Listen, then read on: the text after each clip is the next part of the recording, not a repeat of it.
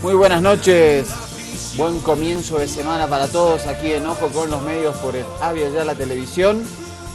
Vamos a tener una jornada de lunes intensa, a veces los lunes son un poquito más calmados en cuestión de materia noticiosa. En este caso hay muchísimo para tratar. Bienvenido, Lor, ¿cómo le va? ¿Qué tal, Mariano, doctor Mariano? Un gusto nuevamente estar aquí en Avia Yala. Buenas noches. Sí, usted lo decía, el lunes a veces uno empieza suavecito, con calma, pero este lunes tiene una particularidad bastante interesante. Las cosas que han ocurrido este fin de semana nos llaman la atención porque afecta a la patria grande. Sí, se trata específicamente de Venezuela, una situación de mucha tensión entre dos poderes del Estado en ese país, la Asamblea Nacional y el Poder Ejecutivo. Ambos se han acusado este fin de semana de generar una especie de golpe institucional. El gobierno acusó a la Asamblea de dar un golpe parlamentario, la Asamblea acusó al gobierno de desconocerla y por lo tanto dar una especie de autogolpe. Y el día se fue modificando hoy lunes con muchísimas novedades. Vamos a arrancar con la tapa del día, que es de el diario Las Américas, de Miami obviamente, por eso este título, Dictadura en Venezuela. Una etapa fuerte de este periódico que es antichavista, es anticastrista, antirrevolución cubana y antiprocesos de cambio, marcando en este caso con esta etapa su posición ideológica. Por eso vamos luego de esta etapa a la nota número 7, porque el secretario general de la OEA, José María Luis Almagro, sí, quise decir junto con el expresidente español José María Aznar, también el expresidente boliviano Tuto Quiroga, los expresidentes Vicente Fox de México, Lacalle de Uruguay, Chinchilla de Costa Rica, se reunieron en una cátedra por la democracia. Vamos a ver cómo lo reporta también Diario de las Américas, el periódico que te mostramos acá, pero en este caso en su versión web. Almagro habló sobre Venezuela y lo hizo en tono enérgico. Para el secretario general de la OEA, es hora de implementar acciones concretas en ese país y pidió dejar a un lado los eufemismos frente al nuevo golpe asestado a la oposición que ve esfumar la posibilidad de un referendo para revocar el mandato de Nicolás Maduro. El desconocimiento de un derecho electoral de la gente a elegir o a revocar a su presidente, como cualquier dictadura. Esas son las características que vive Venezuela hoy. Cualquier otra cosa que diga en Venezuela hay problemas, eso es un eufemismo de una realidad política que es devastadora en términos de el desmantelamiento absoluto, la destrucción absoluta de la democracia, de los derechos civiles y políticos de la gente. El empresario que le da nombre a la nueva cátedra lanzada en Miami también sugirió una propuesta para viabilizar el restablecimiento de la democracia en Venezuela. Todos acogieron su iniciativa. Entonces yo sugiero que todas las estrategias de calle son válidas, sin duda, pero hay una que se ha dejado pasar, que hay que destruir dentro del marco legal con un grupo de ilustres abogados mundiales, viniendo de OEA, viniendo del lugar que se quiera elegir, y destruir públicamente todo ese marco legal que está haciendo el Tribunal Supremo de Justicia, para que los militares no tengan más excusas y digan, señores, no voy a dar un golpe de Estado, porque no es un golpe de Estado, esto es restituir un gobierno dictatorial, sacarlo y volver a la democracia. Bueno, esta cátedra fue creada por entre comillas obviamente, por el grupo Meserani, que es un grupo empresarial de origen venezolano, y que en el Dade College dieron esta charla a ex mandatarios. Obviamente hay una intencionalidad política muy marcada en esta cátedra. Me parece que el secretario general de la OEA, los expresidentes pueden hacer lo que quieran, pero el secretario general de la OEA participando en este espacio de personajes bastante oscuros, me parece que no está a la altura de lo que es su representación, que es quien debe ser ecuánime ante los Estados miembros de América. Pero no es de admirarse el tema del señor Almagro, porque en algún momento también, y fue fuertemente criticado en su momento, el hecho de haber hecho declaraciones y haber planteado que se plantea una carta democrática, ¿no es cierto? Tiempo atrás, muchos presidentes, inclusive el apoyo que tenía de Pepe Mujica, porque recordemos que Almagro es uruguayo, y le mandó una carta pidiéndole que reflexione sobre esa situación y haciéndole recuerdo cuál es el papel del secretario precisamente de la OEA, ¿no es cierto? Y Aznar, obviamente es europeo, es español, ha estado supuestamente visitó Venezuela para ver cuál era la situación y bueno, mayores declaraciones sobre eso parece que no podemos hacerlo, pero sin embargo me gustaría compartir los tweets que hizo el presidente Evo Morales precisamente a raíz de esta intervención. El primero dice: condenamos la conducta intervencionista del secretario general de la OEA, Luis Almagro, y su indigna tarea de marioneta proimperial. En otro tuit de hace un día dice: Bolivia continuará defendiendo al pueblo venezolano con toda la fuerza política y democrática que exige soberanía y su institucionalidad. Otro tuit: sabemos del carácter procolonial de la OEA, pero jamás imaginamos que Luis Almagro haría el triste papel de Felipillo de la intervención. Nunca más como hoy un secretario general de la OEA como Almagro se convirtió en mercader de nuestras soberanías junto a bufones adictos al imperio. Esto es en la cuenta de tuit Evo es Pueblo, el presidente. Y hoy el presidente constitucional de Venezuela, Nicolás Maduro, realizó un anuncio sorpresivo. Estaba de gira por diferentes países integrantes de la OPEP, esto es el grupo de países petroleros del mundo, e hizo una parada en Roma. Allí tuvo un encuentro con el Papa Francisco y esto es lo que anunció. Estuvimos hace unos minutos en el Vaticano con el Papa. Es el mundo en que creemos, un mundo dialogante, de respeto a las culturas, a las religiones, de una nueva espiritualidad.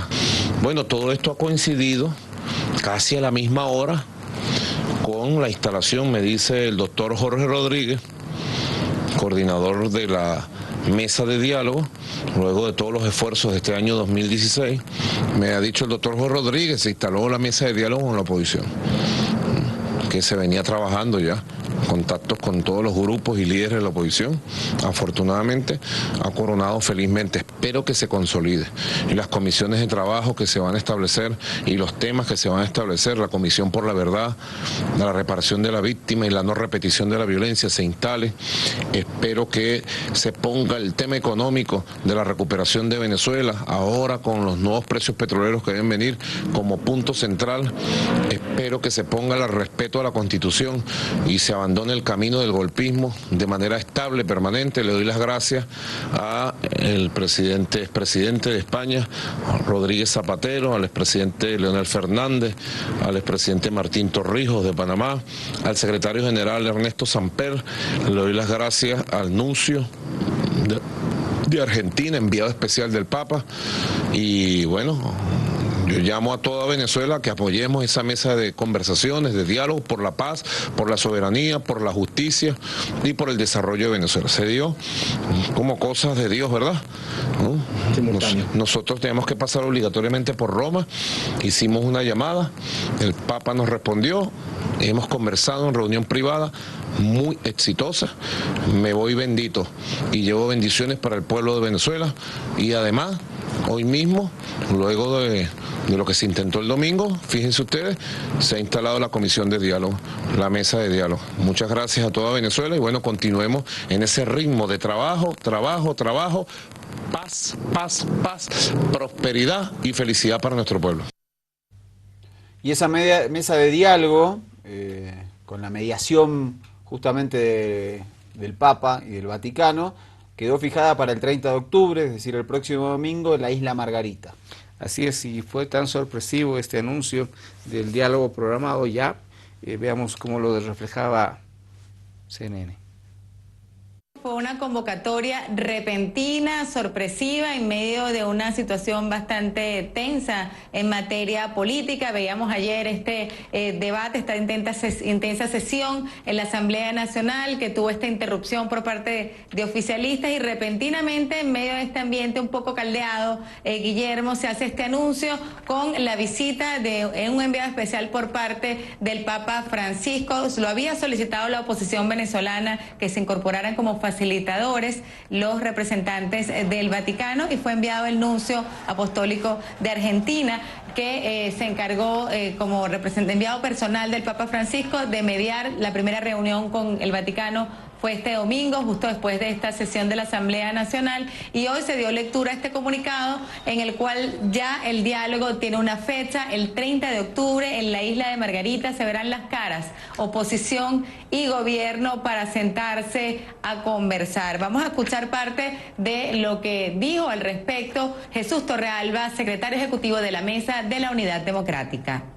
A medida que se acerca este momento, la inseguridad, el temor, el pavor del gobierno a la voluntad democrática del pueblo venezolano se hace muchísimo más evidente. Asegura que esta es una nueva fase de lucha, esta es una nueva vía que va a tomar la oposición conjunto con las otras acciones sociales que va a seguir desarrollando, acciones de calle, para poder retomar y lograr la restitución del hilo constitucional y democrático en Venezuela. También explicaba que los venezolanos, a su juicio, deberían replantearse lo que es el entendimiento de la palabra diálogo y no entenderlo como una forma del gobierno ganar tiempo o de que la oposición cerque al gobierno, sino como una manera política de encontrar acuerdos para lograr un mejor país. Pero también es importante decir que dentro de la oposición ya empiezan a surgir voces críticas. Hasta ayer el mismo presidente de la Asamblea Nacional, Henry Ramos Ayub, decía que no estaban dadas las condiciones para el diálogo. Hoy surge este anuncio, ya la dirigente política opositora María Corina Machado se pronunció para rechazarlo. De igual manera Enrique Capriles, el 2 veces candidato presidencial, que asegura que se enteró por televisión de lo que ha sido este anuncio de diálogo entre gobierno y oposición. También se pronunció Jorge Rodríguez del Partido Socialista Unido de Venezuela, saludaba este anuncio y aseguraba que es importante moderar el tono, evitar las ofensas y los insultos para poder facilitar el acercamiento entre ambas partes y mantener la paz. Al mismo tiempo se desarrollaba una rueda de prensa desde el Partido Socialista Unido de Venezuela, en el cual el vocero era Diosdado Cabello, diputado también de la bancada oficialista, pero el tono de su discurso fue diferente. Vamos a escuchar parte de lo que dijo. Lo anunciaron de todas las formas posibles, los medios, que esa sesión era definitiva. Nuevamente volvieron a engañar a su gente porque son un fraude, y cuando vieron al pueblo, la verdad debe decirse, entraron en temor y abandonaron el lenguaje agresivo y terminaron una sesión aprobando una cosa que no tiene ninguna validez jurídica, pero intentando seguir adelante con el golpe de Estado y llegar a donde ellos quieren llegar, que es desconocer al presidente Maduro diciendo que abandonó el cargo. Este anuncio se produce un día después de que la Asamblea Nacional se declarara en rebeldía ante los poderes ejecutivo, electoral y judicial. También luego de que pues ya desde hace algunas semanas el Tribunal Supremo de Justicia hubiera declarado a la Asamblea Nacional el desacato y que por tanto todas sus decisiones serían nulas. En este sentido también la había desconocido. Y el Ejecutivo había anunciado, advertido más bien, que la Asamblea Nacional está a punto de autodisolverse. En ese escenario se hace un anuncio de diálogo. Bueno, y evidentemente el anuncio del diálogo con mediación papal sorprendió a parte de la oposición. Una parte asistió, se reunió hoy con delegados del gobierno venezolano, pero los sectores más duros, Leopoldo López, María Corina Machado y también Enrique Capriles Radosky, los agarró por sorpresa, no están de acuerdo. Veremos cómo se avanza en esta semana, luego de la tensa situación de este fin de semana, en este diálogo. Y como que buscaron, digamos, el momento adecuado, que cuando el presidente Maduro no está en su país. Como usted bien lo decía, Mariano, está en una gira por el tema de tratar de controlar el precio del petróleo, que la economía venezolana se vaya fortaleciendo. La voz de los opositores más extremos, como usted lo decía, han planteado inclusive una intervención de parte de Estados Unidos, que recordemos hay una carta que ha planteado también en un supuesto momento de alerta de que Venezuela no está viviendo en una democracia, pero se ha planteado precisamente justo cuando se plantea que la economía de Venezuela vaya en un repunte, porque se han ido nivelando de pronto los precios del petróleo. Vamos a ver ahora el reporte de Marco Salgado desde la corresponsalía de Hispan TV en Venezuela sobre justamente este conflicto que se dio entre Asamblea Nacional y Poder Ejecutivo. La tensión política en Venezuela no para de crecer. En esta sesión especial, la Asamblea Nacional, bajo control opositor, aprobó una resolución en la que se asegura que el presidente Nicolás Maduro rompió el orden constitucional. Venimos a decirle de manera oficial al pueblo de Venezuela y al mundo entero que en Venezuela se ha dado un golpe de Estado continuado y que tuvo su culminación ese golpe de Estado al robarle el voto del referéndum revocatorio la semana pasada. Los opositores reaccionaron así a la decisión del Consejo Nacional Electoral de suspender la recolección de firmas prevista para esta semana para activar un referéndum revocatorio contra el presidente Nicolás Maduro. Dijeron que van a iniciar un juicio político al presidente. Para el chavismo, los golpistas están en la oposición. Ustedes quieren dar un golpe de Estado, como se dio en Paraguay, como se dio en Honduras y como se dio en Brasil. Con todo el respeto al pueblo de Honduras, al pueblo del Paraguay y al pueblo de Brasil, nosotros no somos ni Honduras, ni Paraguay, ni Brasil. Aquí hay un pueblo organizado, aquí hay una Fuerza Armada Bolivariana, aquí hay un pueblo valiente, respetuoso de la Constitución. La sesión se interrumpió cuando un grupo de adherentes del chavismo entró al hemiciclo de sesiones, insultos y forcejeos que no pasaron a mayores, mientras los discursos también calentaban el ambiente. Y si tenemos que estar rodeando el Palacio de Miraflores los días que haga falta para que Nicolás Maduro abandone la presidencia de la República y en Venezuela vuelva a la Constitución, así lo haremos, hermanos y hermanas. ¡Pueblo de Venezuela! ¡La rebelión popular democrática es un derecho! La oposición confirmó que denunciarán a las rectoras electorales y a los jueces que suspendieron el proceso hacia el revocatorio. Los diputados chavistas salieron de la asamblea y en la vecina Plaza Bolívar improvisaron una asamblea popular, donde se llamó al pueblo a las calles. Decimos, bueno, en nombre de la dirección política de la Revolución Bolivariana, movilización activa y total del pueblo venezolano en defensa de la democracia, en defensa del mandato de Nicolás Maduro, en defensa de las instituciones del Estado social, de derecho y de justicia. Las próximas horas serán vitales en la crisis entre instituciones del Estado en Venezuela. La oposición marchará el miércoles 26 y el chavismo también estará en la calle, en las inmediaciones del Palacio de Gobierno. Marcos Salgado, Hispan TV, Caracas. Bien, esta situación se pone difícil en tema de precisamente el revocatorio. Un poquito para poner en contexto, el Tribunal Supremo Electoral había planteado de alguna manera que se habían encontrado fallas en este proceso revocatorio. 10.000 firmas de personas que básicamente habían muerto. La derecha en Venezuela los hizo revivir para firmar precisamente estos cuadernos. Dentro de esta crisis, la Fuerza Armada Nacional Bolivariana ha ratificado su compromiso con la Constitución. Vamos a esta nota, por favor. En este acto dejamos firme nuestro compromiso fiel, irrevocable, de respetar nuestra Constitución de la República Bolivariana de Venezuela para que siempre reine la paz en nuestro país, más allá de las ambiciones de poder. Y dejo aquí también el mensaje patriótico y comprometido del señor presidente Nicolás Maduro, comandante en jefe de la Fuerza Armada Nacional Bolivariana. Y en la Argentina hubo una reunión bilateral entre el presidente Mauricio Macri y el presidente del Uruguay, Tabaré Vázquez, y ambos se refirieron a la situación que vive Venezuela.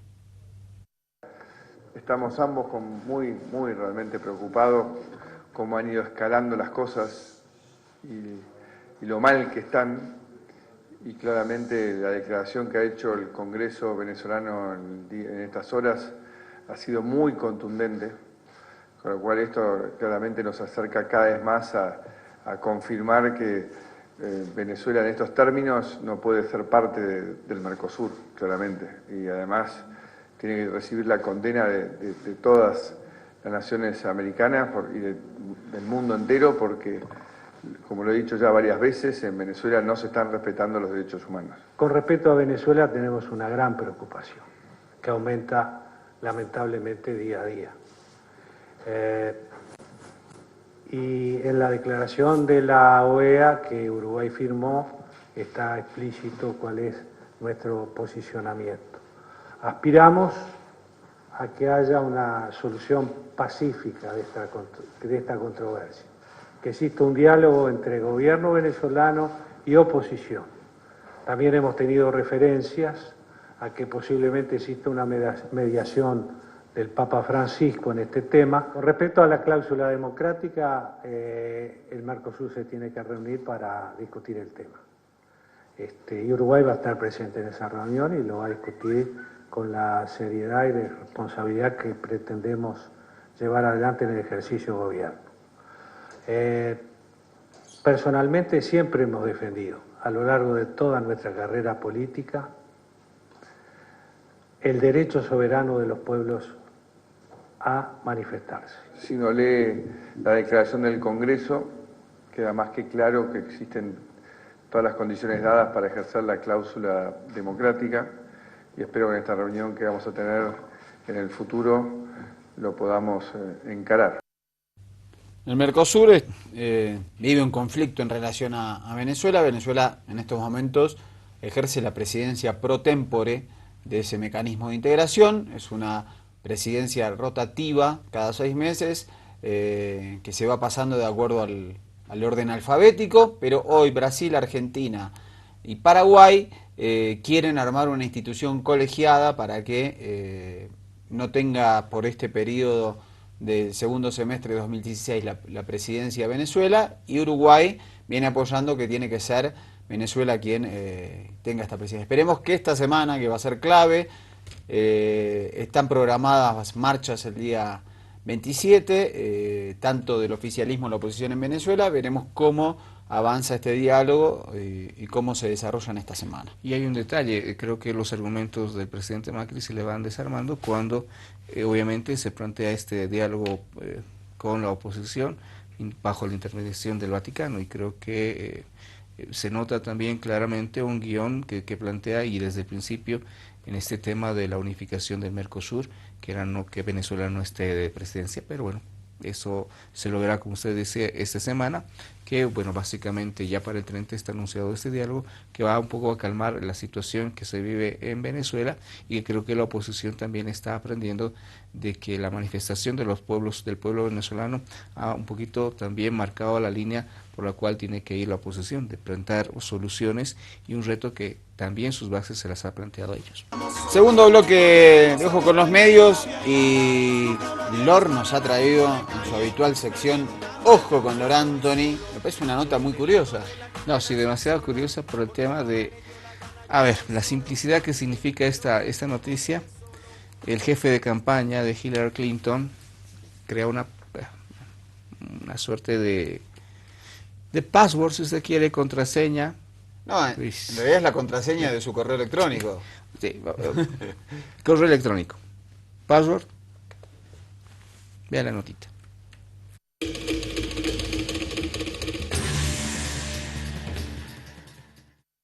Y es mi favorito porque es absolutamente surrealista. Pero tú eres John Podesta otra vez, imagínate, y tienes toda la información sensible relacionada con tu trabajo protegida bajo la clave password. O sea, era así. era la contraseña para acceder a toda esa información, password, nada más ni nada menos. O sea, imagínate la reacción de los internautas al revelar Wikileaks esta información.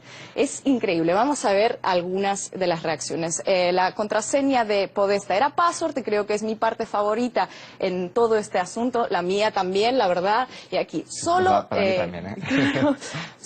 los rusos son capaces de infiltrarse en un sistema con unas medidas de seguridad tan avanzadas. Ya te das cuenta que a estas alturas los internautas, toda esa especulación sobre el posible hackeo ruso se lo toman como un chiste, como si se tratara de un chiste. Aquí tenemos a Rasputin tramando un masivo ciberataque.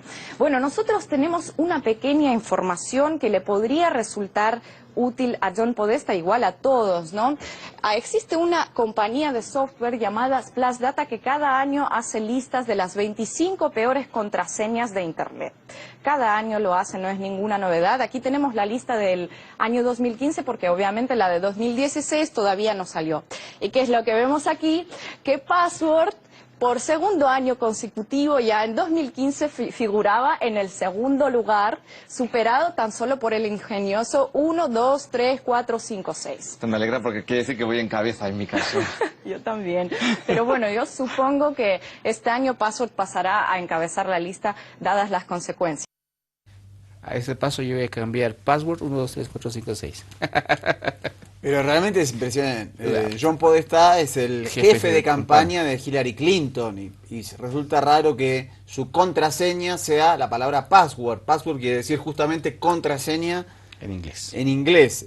Por eso, como se andaba hablando de que los rusos le hackearon los correos electrónicos a Hillary Clinton y a todo el comité de campaña de ese partido. Pareciera que no necesitaba tanta sofisticación para esa situación.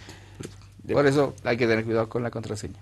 Nos vamos a la etapa del segundo bloque para dar inicio al tema que nos atañe. Ahí vemos el diario El Mercurio, el diario conservador de Chile, hablando de terremoto electoral. ¿Por qué dice esto? Porque por primera vez en elecciones de este tipo, la derecha le gana a la nueva mayoría, antes a la coalición de partidos por la democracia, y además hubo un abstencionismo electoral del 65% en elecciones municipales en Chile, que muchos consideraron un test para las presidenciales que se efectuarán el 9 de noviembre de 2017 en Chile, y que parece que le auguran un panorama mucho más alentador a la derecha que a los sectores de nueva mayoría que en este momento encabeza la presidenta Michelle Bachelet.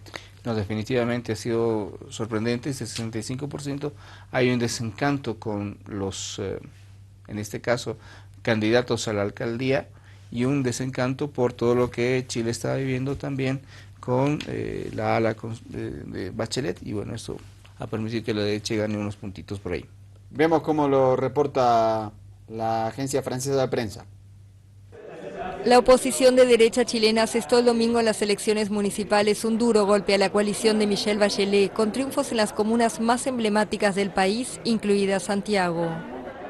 La alianza opositora Chile Vamos se impuso con un 38% de los votos frente a la coalición oficialista, que obtuvo el 37%, escrutados el 98% de los sufragios, según cómputos oficiales. En una elección en la que la abstención superó el 65%, la oposición se quedó con las alcaldías de comunas emblemáticas como Santiago, Providencia, Maipú, Ñuñoa y Puente Alto. Tenemos que hacer mejor las cosas, dijo la presidenta Bachelet tras conocerse los resultados. La popularidad de la mandataria se desplomó tras el estallido de un escándalo por acusaciones de corrupción que involucra a su hijo mayor. El triunfo del domingo allana el camino a la derecha chilena para recuperar el poder en las elecciones generales del próximo año. Bien, y esto sumado precisamente a lo que ha sucedido en esta poca participación en el marco electoral. Vamos a ver lo que retrata CNN Chile sobre esta abstención que habíamos planteado, el 65%. 1 de la tarde en la Escuela Tomás Vargas, local 2, y representa lo vivido en muchos otros centros de votación. La participación de los ciudadanos fue baja. Yo creo que hace 3 elecciones ya que es poco la gente que viene, muy lento. Han votado 51 personas hasta ahora y sí, se ha visto muy lento. Costó estacionar, así que yo estaba más optimista, pero aquí me dicen que han votado solamente 70 personas. Generalmente una comuna que participa harto y hasta ahora se veían filas. Yo creo que básicamente es la reacción natural de la gente ante el hastío y la poca confianza en la clase política. Y algunos de los que tenían más complicaciones fueron también quienes se animaron a sufragar, varios de ellos haciendo uso del voto asistido. Aunque esté de mucha edad, digo, mientras tenga vida, voy a ir a cumplir mi deberes ciudadanos. Mi señora, conversamos el tema, yo le digo por qué quiero votar y todo, y ella me dice, mira, pasa esto, y ya, yo le digo por este y acá, ¿qué pasa? Yo quiero este otro.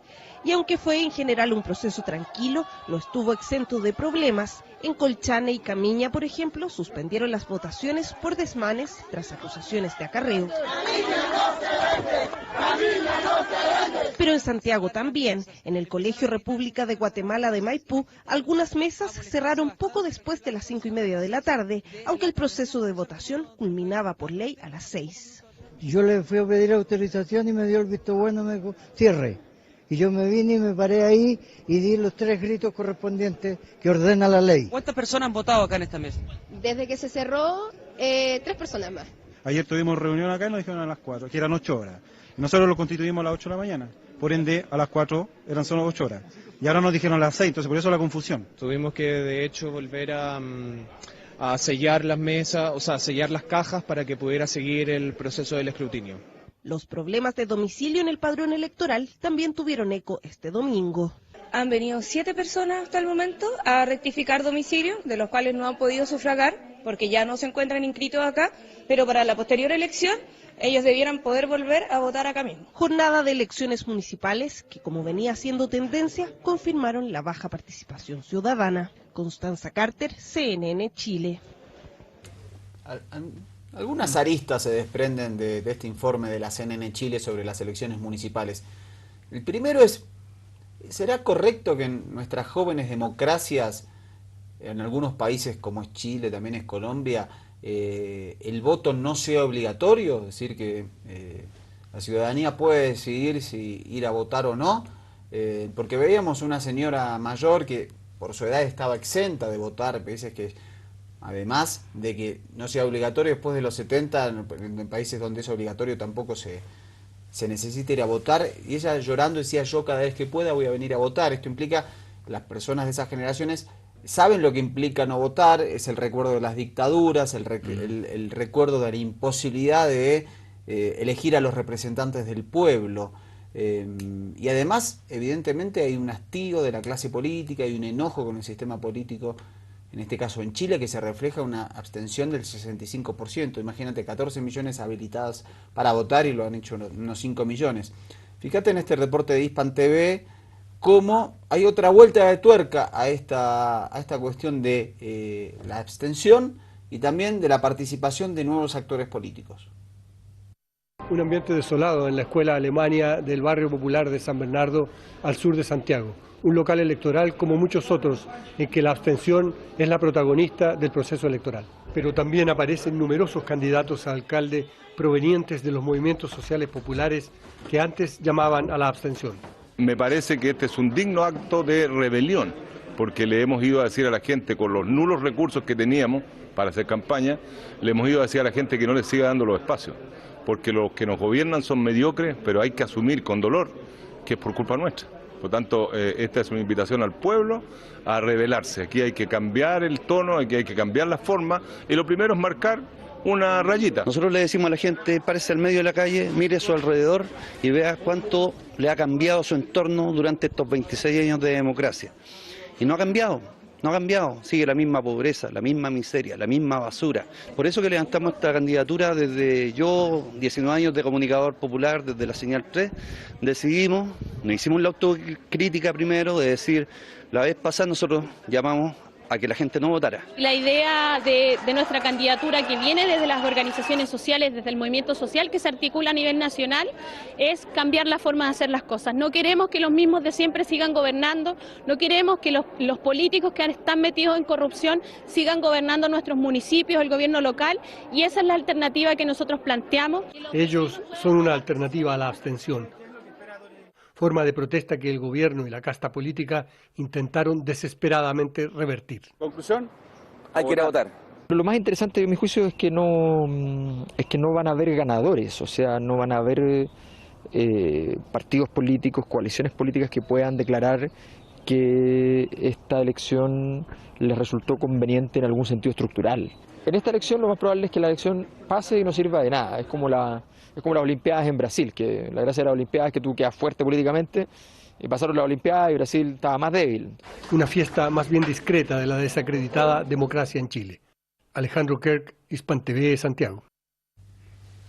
Bueno, todo un dato, ¿no? Y paradójico, aquellos sectores populares que habitualmente descreían de la democracia representativa, decían no hay que ir a votar, ahora se pusieron a participar activamente. Y es interesante la participación siempre de los movimientos sociales, barriales, le dan una impronta diferente a la política. Creo que en esta parte del mundo han empezado a conocer y a vivir lo que es precisamente este trabajo de los movimientos sociales en democracia, el que la participación es importante para ocupar aquellos puestos que tanto han reclamado y han pedido que se cambie, y bueno, eso es un dato muy interesante, pese a que esta abstención ha sido bastante fuerte, y lo decía, la solución es ir a votar, y estos movimientos sociales en Chile que están empezando a tener cierta historia, porque antes no la tenían, estaban invisibilizados, andaban relegados si quiere por los partidos políticos, la clase pudiente en Chile también, entonces ahora en el juego de la democracia se permite también hacer esto. Exactamente. Bueno, nos vamos a ir al corte con dos de los periodistas, las caras visibles de CNN Chile, Daniel Matamala y Mónica Rincón, que analizaron los resultados electorales en las municipales de Chile y después hacemos un cortecito y volvemos con un poquito de España también, que hay novedades. Aplastante. Así ha sido el triunfo de la oposición hoy en la elección municipal. Porque ha conseguido recuperar comunas emblemáticas como Providencia, Santiago y Maipú, pero también porque ha ganado 7 capitales regionales en, al menos los datos preliminares, contra 5 de la nueva mayoría. Pero no es todo. Chile Vamos, además, ha logrado obtener hasta ahora mayor porcentaje de votos en alcaldes, una de las variables con las que se miden estos comicios. Y si bien en porcentaje de concejales el oficialismo parece estar obteniendo una mayoría, ha sido esta también una jornada de grandes sorpresas, como el amplio triunfo de Jorge Sharp en Valparaíso, el candidato apoyado por el movimiento autonomista del diputado Boric. Y a pesar de lo que muchos esperaban, los alcaldes en ejercicio en muchos casos han sido desbancados, a pesar de que se dijo que esto sería muy difícil con campañas más austeras. Parece haber cierto anhelo de renovar la política y quienes la ejercen. Así podría verse, por ejemplo, el triunfo de Catherine Barriga en Maipú o el del mismo Felipe Alessandre en Santiago, quien logró ser candidato pese a que su propia coalición en su momento intentó bajarlo. Comienzan las proyecciones del significado de esta municipal para los comicios presidenciales y parlamentarios del 2017, y así, en esa clave, escuchamos hablar al expresidente Ricardo Lagos y al exmandatario Sebastián Piñera. Así es, pero también es claro que la abstención es altísima, en torno a un 65% del padrón, y eso es una mala noticia para todos, porque habla de una democracia desgastada y de partidos que no logran convocar a los electores. Último bloque de Ojo con los Medios, nos vamos a ir a España, porque cuando todos esperábamos las terceras elecciones, que parecía que el PP no iba a poder formar gobierno, el PSOE, con el golpe de régimen que le dieron a su secretario general Pedro Sánchez y con la intervención ahora tiene un gestor, un partido político tiene como máxima figura un gestor y no alguien elegido por sus militantes, definió esto. La mayoría del Comité Federal, con Javier Fernández a la cabeza, y federaciones como la andaluza, la de mayor peso, ven cerrado el debate. Tienen que votar abstención los 84 diputados. Mantienen que la resolución aprobada obliga. Las miradas se fijan en el PSC y su no. La cuestión ahora es si habrá consecuencias. El PSOE salen voces que dicen eso debería llevarnos a revisar las relaciones. La voluntad es seguir manteniendo la relación federal con el Partido Socialista Obrero Español. Nosotros vamos a intentar por todos los medios que no, pero si alguien quiere el divorcio, como saben ustedes en España ahora, que lo pida una de las partes vale. Tendríamos que evaluar en términos de relación entre el Partido Socialista de Cataluña y el Partido Socialista Obrero Español. Otros 4 o 5 diputados podrían votar no, entre ellos los 2 de Baleares, y hay federaciones que siguen defendiendo la abstención imprescindible, 11 diputados. Que no se le puede entregar al Partido Popular todo el valor político del Partido Socialista Obrero Español con el conjunto del grupo parlamentario. Algunos diputados próximos a la gestora no descartan que se pueda aplicar la máxima sanción a quienes rompan la disciplina de voto, la expulsión del grupo parlamentario socialista. Bueno, así las cosas en España. Dicen que ahora la Real Academia Española va a aceptar la palabra PSOE como sinónimo del PP. ¿Usted qué dice? Bueno, no sé cómo lo hicieron, pero parece que con esta abstención van a llenar nuevamente el paso y Rajoy vendría a ser presidente. Por los próximos 4 años, ahora el rey está... ¿Y no habrán pasado por ahí? No, no creo. Me parece que Déjenme pensar mal, por favor. No creo que sea una cuestión de... Me parece que es una cuestión, lo que evaluaron los varones del Partido Socialista, a la cabeza de Felipe González, sí, que es unas terceras elecciones, harían mermar aún más el caudal electoral del socialismo, que además la gente... En la fecha que se iba a votar mucha menos, iba a haber más abstención, la gente estaba enojada, no quería terceras elecciones, así que así las cosas. Vamos a ver qué pensaron de esto los partidos Podemos y Ciudadanos, es decir, los otros dos en discordia. Todo lo que ha ocurrido en los últimos meses ha tenido que ver con una operación de las élites políticas de nuestro país para evitar que Podemos gobernase. Eso implicaba, obviamente, gobernar con el Partido Socialista. Y por eso nosotros estamos muy preocupados por el hecho de que el Partido Socialista y Ciudadanos le vayan a entregar las tijeras a Mariano Rajoy. Espero que el Partido Popular entienda que se acabó ningunear al Parlamento, que se acabó ningunear a la oposición, que se acabó no dar explicaciones por la corrupción en sede parlamentaria. Y espero también que el Partido Socialista entienda también que estar en la oposición no es siempre decir que no a todo. Estar en la oposición también es negociar los temas importantes de un país. Bueno, parece que... ¿Más diplomáticos? Bueno, parece que, en las próximas semanas tendremos un nuevo gobierno del Partido Popular en España. Creo que hay una crisis de representación política, el sistema político pensado de manera binaria, desde la recuperación de la democracia en ese país, se ha roto con la irrupción de 2 fuerzas políticas a izquierda y derecha, como es Podemos y como es Ciudadanos, y me parece que esa crisis está demostrada en que desde diciembre hasta esta fecha no han podido conformar nuevo gobierno en ese país. Bueno, ahora parece que a costa de su propia vida política y su supervivencia futura, el Partido Socialista cedió a que el PP lo pudiera hacer, así que veremos cómo se desarrolla lo que queda de este año en España. ¿Sabe que después de los 4 años el PSOE va a ser gobierno, me parece? No, pues... Creo que ahora han negociado para eso, me parece. Déjenme pensar mal, pero bueno, lo veremos. Sí, pero después está el voto de la gente, ¿no? Es que vos negociás una asociación de gobierno y decís, bueno, en 4 años te lo dejo a vos. ¿Y qué van a hacer? El partido no se va a presentar para que sea el PSOE. Va a haber sorpresitas por ahí. Bueno, no lo veremos, faltan 4 años para eso. Chau, chau.